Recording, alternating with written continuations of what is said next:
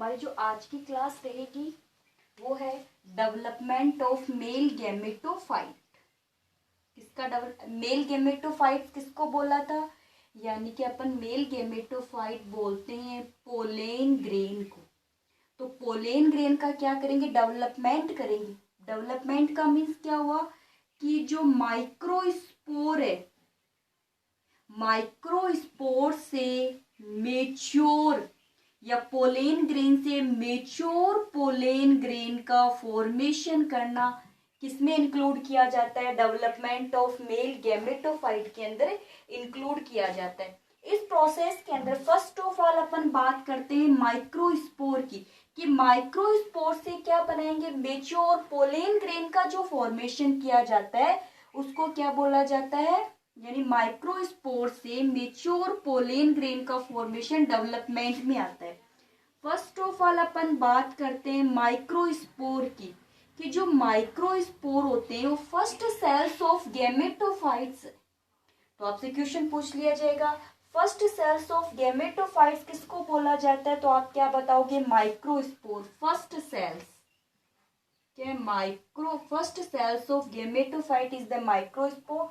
जो माइक्रोस्पोर होते हैं, ये से माइक्रोस्पोर है, तो माइक्रोस्पोर कैसे होते हैं? हैपेलोइड फॉर्म होती है माइक्रोस्पोर। माइक्रोस्पोर यूनिन्यूक्लिएटेड है, यूनि यानी एक ही न्यूक्लियस होता है, हैपेलोइड फॉर्म होती है, और जो protoplasm is dense and the clear nucleus cells is known as the microspore.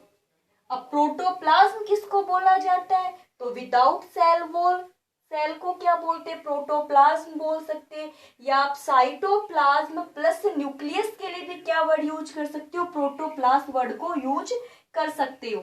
तो माइक्रोस्पोर कैसी फॉर्म है? First cells of the gametophyte cells, the protoplasm is dense and the nucleus uninucleated and the haploid form and the clear form of the nucleus. अब क्या किसी microspore की कल अपन ने बात की थी कि माइक्रोस्पोर किस फॉर्म में पाए जाते हैं? टेट्राड की फॉर्म में पाए जाते हैं। तो first of all microspore are separated to each other by the callase enzymes. The one cells is enlarge. इसकी एक सेल्स क्या हो जाती है? इनलार्ज हो जाती है। तो ये माइक्रोस्पोर है। ये तो माइक्रोस्पोर की एक सेल क्या हो जाती है? इनलार्ज हो जाती है। जो सेल्स इनलार्ज हो, तो one cells enlarge of the microspore. ठीक है, फिर अब बताते हैं कि जैसे सेल्स इनलार्ज हुई है, cytoplasm to form a thin membrane and the nucleus move towards the periphery. इसका जो साइटोप्लाज्म होगा वो कैसा हो जाएगा? थिन हो जाएगा, थिन लेयर के रूप में दिखाई देगा साइटोप्लाज्म जो होगा। और जो न्यूक्लियस होता है वो कहाँ जाता है? पेरिफेरी की तरफ आ जाता है। And the many vacuoles form in the cytoplasm, और साइटोप्लाज्म के अंदर मैनी वैक्यूल्स बन जाती है। यानी nucleus move towards the periphery, many vacuoles form in the cytoplasm के अंदर मैनी वैक्यूल्स का फॉर्मेशन हो जाता है। देन आफ्टर फिर क्या होगा? Then after the many vacuoles are combined to form a large vacuoles. Many vacuoles are combined to form a large vacuoles and the जो न्यूक्लियस है ना, and to form the spindle fibres. तो spindle fibre बोलते asymmetrical spindle fibre forms nears to the nucleus. The nucleus, ये जो nucleus होगा ना, nucleus form कैसी फॉर्म रही? देखिए आप बता सकते हो the form of the nucleus lens, या फिर separated. Then after the nucleus divide by the mitosis division and one cell has the two nucleus. First of all the one microspore is the enlarge. ठीक है, then the second the cytoplasm thin to form a thin membrane, nucleus move the periphery and to form the many vacuoles. Then after the vacuoles are combined to form a large vacuoles, and then towards the nearest to the nucleus to form the spindle fibers, asymmetrical spindle fibers. Then the nucleus divide into the two forms. Nucleus divide into the two forms. One form nearest to the wall of the pollen grain, the cell is and the nucleus is known as the germinative nucleus. ये जो नीचे वाला nucleus होगा, ठीक है, उसको क्या बोलेंगे? जर्मिनेटिव न्यूक्लियस बोलते हैं. To form the germinative nucleus, germinative nucleus, and the opposite to form the vegetative nucleus. Vegetative nucleus. Vegetative nucleus is the large and the germinative nucleus is the small. And between the two nucleus form a cell wall. This cell wall form the two cells, germinative cells and the vegetative cells. Vegetative cells is the large cell, germinative cells is the small cells to contain the cytoplasm, RNA, DNA, etc.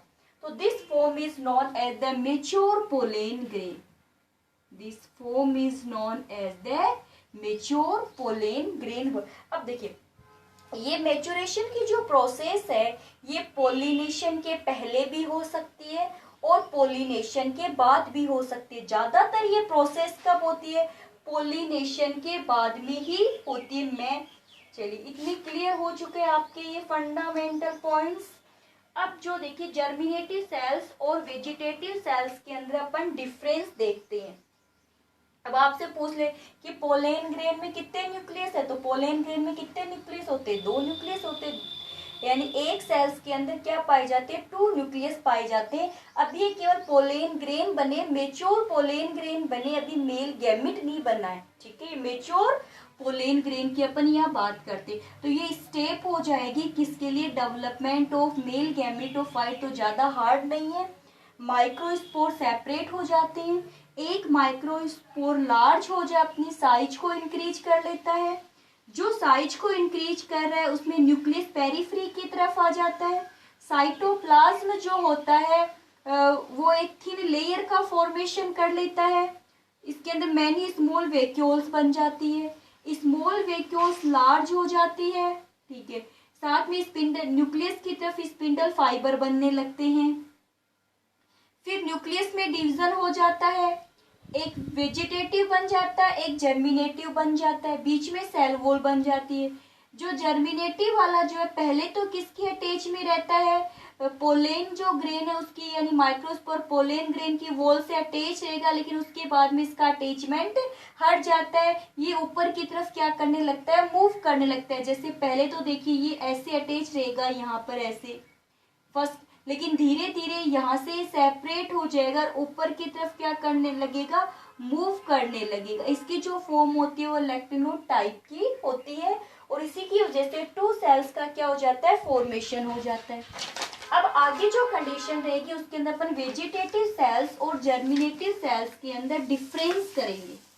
Difference between the germinative cells and the vegetative cells. Vegetative cells एक कौन सी हो जाएगी? Germinative cells. एक तो कौन सी होगी? Vegetative cells. एक हो जाती है जर्नी,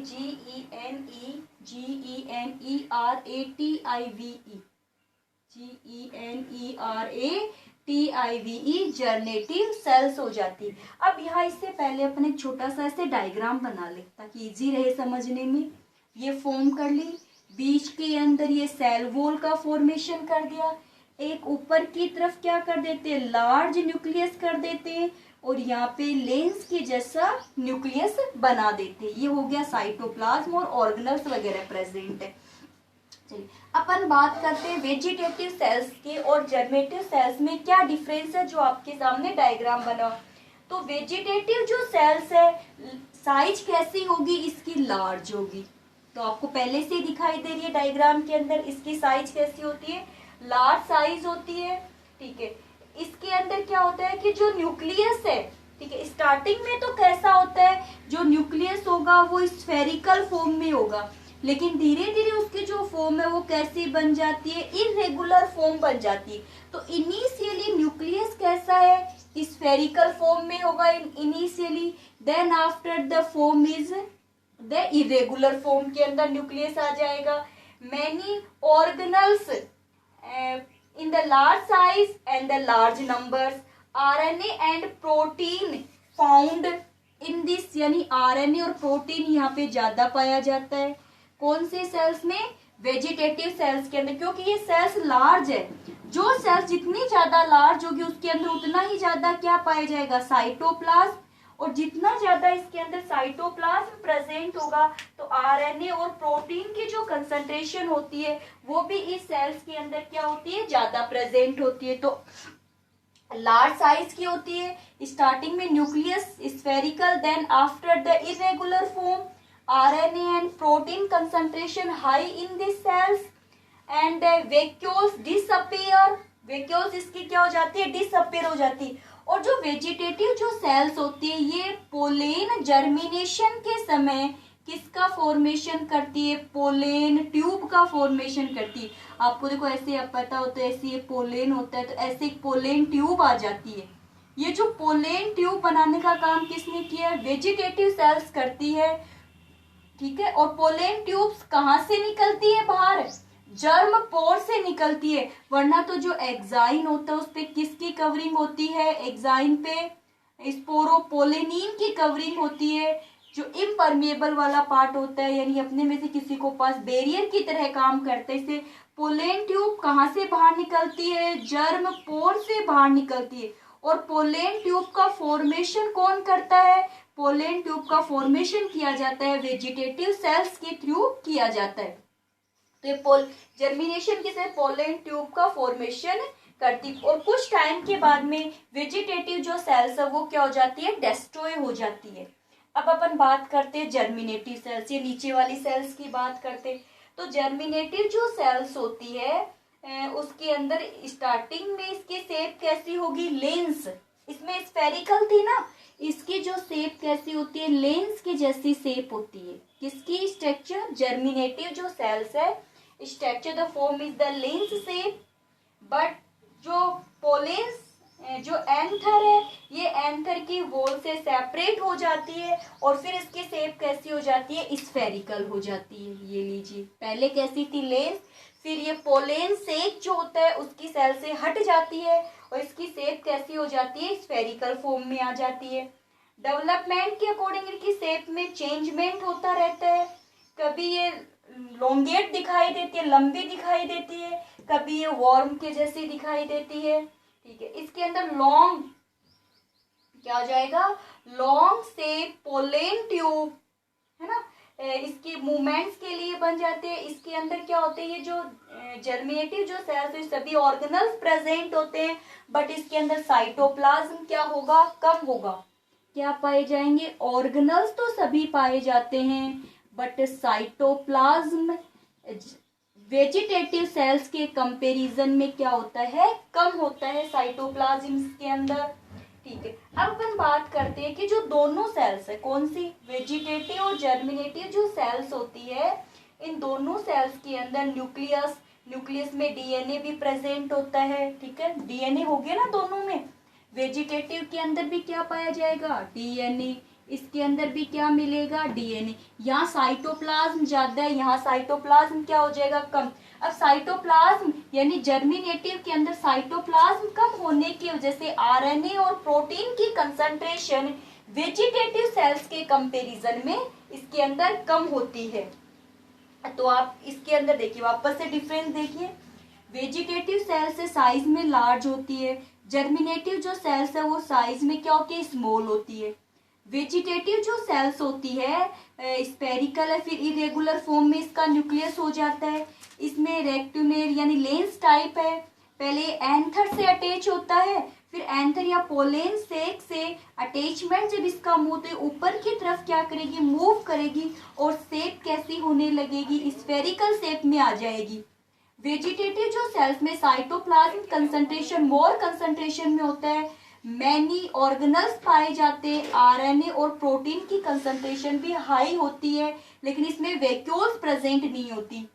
जर्मिनेटिव जो सेल्स है इसमें साइटोप्लाज्म की कंसंट्रेशन कम होती है, DNA similar to the vegetative cells but less amount of the RNA and the proteins. Vegetative cells to involve in the formation of pollen tube during the germinations and the germinative cells and the germinative nucleus to form the male gamete, to form the male gamete। अब देखिए इसका formation किससे हुआ था, vegetative cells और germinative sales microspore से ही तो है। तो माइक्रोस्पोर कैसा है, हैपेलोइड फॉर्म में होता है, तो इन दोनों का न्यूक्लियस भी किससे हुआ है, हैपेलोइड फॉर्म से हुआ है। जर्मिनेटिव सेल्स आगे जाकर क्या बनाएगी, मेल गैमेट का फॉर्मेशन करती है, इसीलिए इसका न्यूक्लियस भी कैसा हो जाएगा, हैपेलोइड फॉर्म में प्रेजेंट होता है। तो ये पॉइंट तो क्या था, डेवलपमेंट ऑफ मेल गैमेटोफाइट्स का था। अब अपन क्या करेंगे, जो जर्मिनेटिव जो सेल्स है वो आगे जाकर क्या बनाती है, मेल गैमेट बनाती है।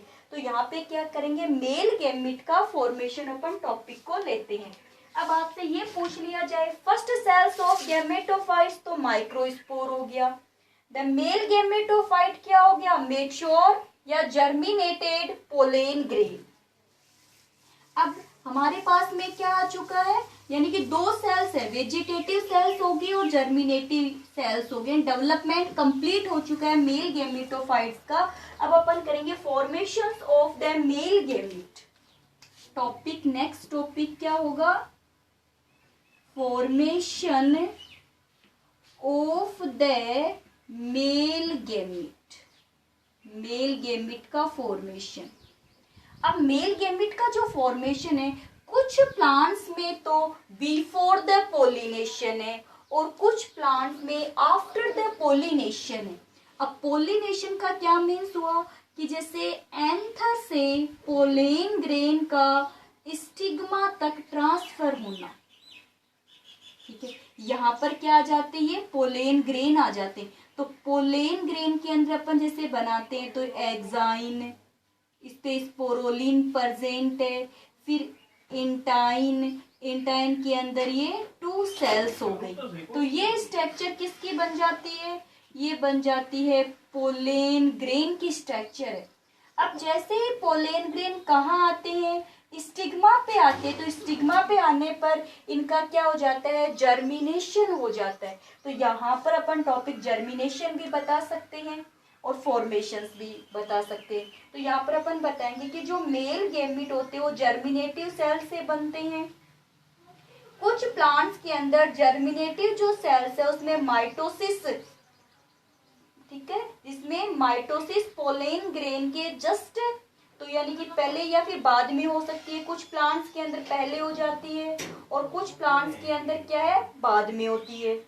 अब लेकिन मोस्टली जो प्लांट्स होते हैं उसके अंदर जर्मिनेशन की जो प्रोसेस होती है वो किस में होती है, पोलेन ट्यूब में होती है। यानी पहले क्या बनेगी, ऐसे देखिए, ये जैसे पहले क्या बन गई, ऐसे पोलेन ट्यूब बन गई, और पोलेन ट्यूब बनने के बाद में इसमें क्या आ गई, जर्मिनेटिव सेल्स आ जाती है। क्योंकि पोलेन ट्यूब का फॉर्मेशन तो कौन करती है, वेजिटेटिव सेल्स करती है। तो जर्मिनेटिव सेल्स कहाँ जाती है, पोलेन ट्यूब के अंदर आ जाती है।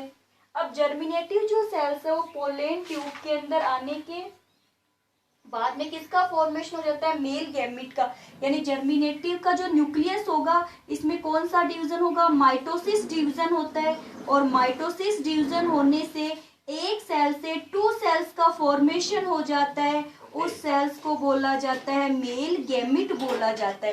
तो देखिए कुछ प्लांट्स के अंदर तो पोलिनेशन होते ही मेल गैमेट का फॉर्मेशन बन जाता है। कुछ प्लांट्स में पहले क्या बनेगी, पोलेन ट्यूब बनेगी और उसके बाद में किसका फॉर्मेशन होगा, मेल गैमेट का फॉर्मेशन होता है। तो ये था formation of the male gamete.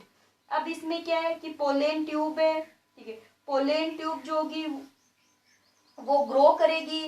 Pollen tube के ग्रो करने से जो जर्मिनेटिव जो न्यूक्लियस है वो पोलन ट्यूब में एंटर करेगा।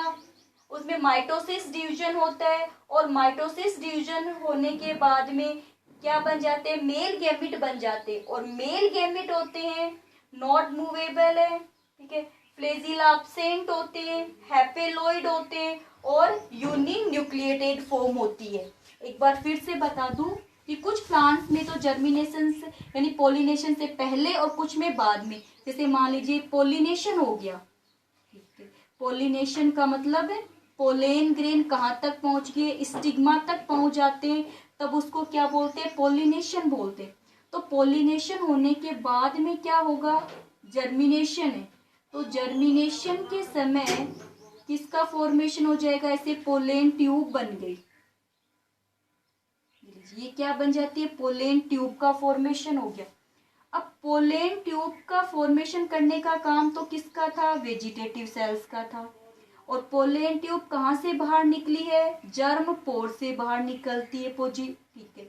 अब यहाँ का जो वेजिटेटिव जो सेल्स थी वो कहाँ मूव कर जाती है, इस पोलेन ट्यूब में आ जाती है। और पोलेन ट्यूब में आने के बाद में इस सेल्स में क्या होता है, डिवीजन होता है। और कितनी सेल्स बन जाती है, 2 सेल्स बन जाती है। ये जो 2 सेल्स का फॉर्मेशन हुआ है ये नॉन फ्लैजिलेटेड है, यूनिन्यूक्लिएटेड होती है और हैपेलॉइड फॉर्म होती है। और इसी को क्या बोल देते हैं, मेल गैमेट बोल देते हैं। अब एक माइक्रोस्पोर मदर सेल से कितने माइक्रोस्पोर बनते हैं, 4 माइक्रोस्पोर बनते हैं, ठीक है। 4 जो माइक्रोस्पोर होते हैं उसमें से एक जैसे ग्रो कर जाए और वो ग्रो करके क्या बनाता है, पोलेन ग्रेन बना लेता है। पोलेन ग्रेन के अंदर कितने न्यूक्लियस होते हैं, 2 न्यूक्लियस होते हैं पोलेन ग्रेन में। पोलेन ग्रेन का एक जर्मिनेटिव जो न्यूक्लियस होगा वो आगे जाकर क्या बनाएगा, मेल गैमेट। तो मेल गैमेट कितने बनते हैं, 2, एक जर्मिनेटिव सेल से 2 मेल गैमेट का फॉर्मेशन होता है। तो ये था formation of the male gamete और इससे पहले था development of the male gametophytes.